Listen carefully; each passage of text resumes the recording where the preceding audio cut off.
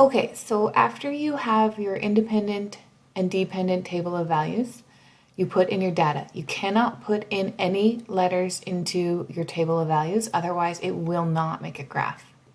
Select by highlighting the table of values and then go to Insert Chart. If you don't have this table or this bar in your Google Sheets, then you can get it from Insert and you can click Chart. It'll make the chart for you.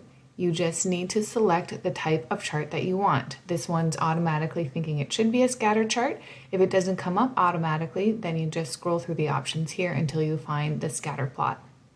Once you have that done, you click on Customize, click on Series, scroll all the way down in Series, add a trend line.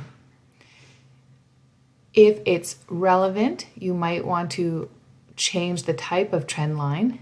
This data is linear, but it might not be linear, so you might have an exponential function or a logarithmic function.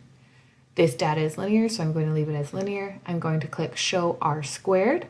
R squared tells me how closely my data matches the expected value.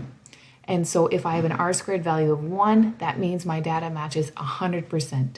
After you've inputted your data, click R squared so you can show how closely your data matches the trend.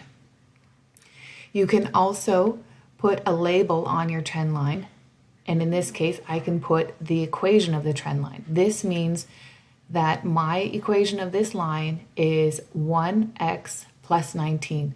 So this is y equals mx plus b, and here it's telling me that my slope is 1. So for every unit moved over in my independent variable, my dependent unit will also move up by 1.